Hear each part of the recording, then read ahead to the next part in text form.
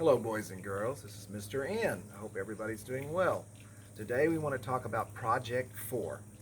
And today we're going to deal with one of the elements of art. And you say, elements? What's that, Mr. N? Well, the elements are the tools that you use to make your art pictures. And we're not talking about your markers and crayons. We're talking about what you do with your markers or crayons and paintbrush to create an artwork. And here are some, this is a list of them. There's color, there's value, there's line, there's texture, there's space, there's form and shape. Today we're going to talk about line. And I'm going to draw some examples of line, because you find line everywhere. So first of all, I'll start with my black marker. And I'm going to draw a horizontal line. You see, a horizontal line just goes across straight. It's called kind of the lazy line, because it's kind of like what you do when you go to bed at night. You lay down horizontally to sleep.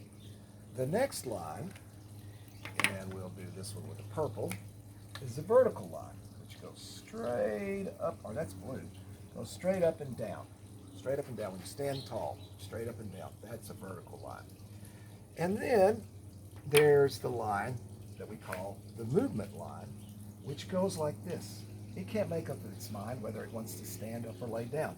It's called the diagonal line. And it causes, when I say movement, when you see a line like this on your paper, it makes your eye move across the paper. That's why they call it the movement line. Now, from these three lines, you can get all kinds of different kinds of lines. For example, let's say we make a curvy line. Okay? It's kind of like the water, okay? Curvy line. Or maybe you make a jagged line. I always say this looks like shark's teeth. Dun, dun, dun, dun, dun, dun, dun, dun, dun, dun. Okay? Or maybe you make a looping line, which loops. It curves, it curls. Okay? Then you can also make, we'll take a black marker this time. This is what we call an irregular line. Say it starts like a vertical line, but then it decides to go like this, and then like this, and then around and loop, and then do this. It just goes in all different directions. It does whatever it wants. It's called an irregular line. Now, when you look at nature, because I'm in my backyard, you can see some examples of lines all around you. You can see these railroad ties. They create a nice horizontal line. And then if you look over at the fence, you can see some wonderful vertical lines that go straight up and down. And then the plants, they make all kinds of different lines, curved lines and vertical lines and diagonal lines. And if you look way up at the trees, the limbs go in all different directions. That's probably a good example of the irregular lines. So today, I want you to create a picture using a variety of lines. Now I'm going to show you my first example. And these are really nice. They're done on big pieces of paper.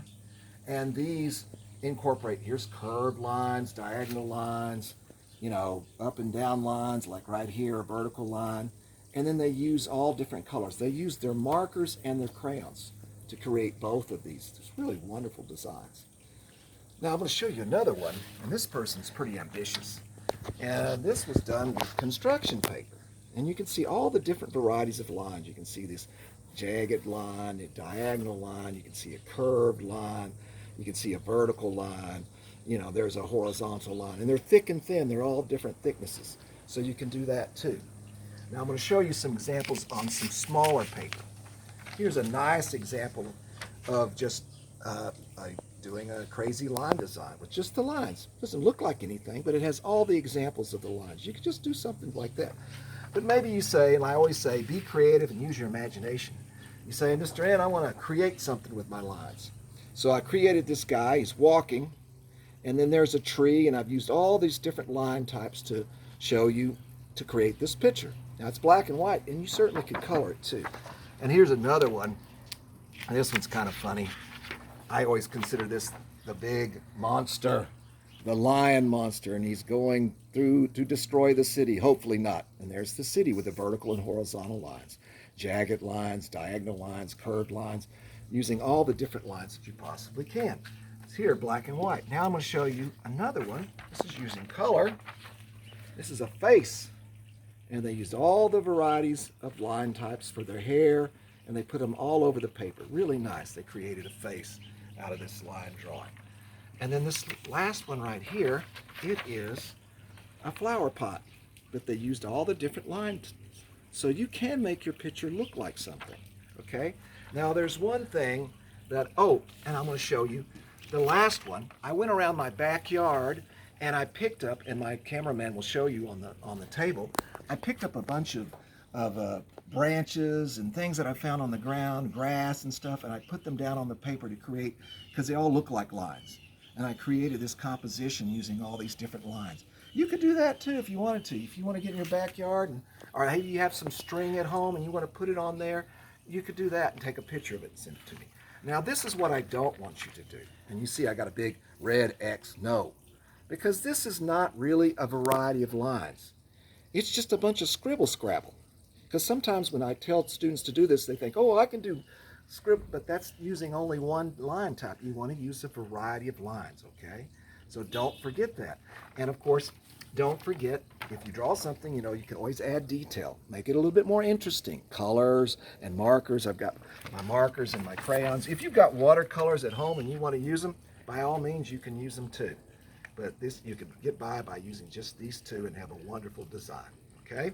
So remember, what we're thinking about in this project 4 is lines and variety, which that's a big word. For some of you, that means different kinds of lines, not all the same.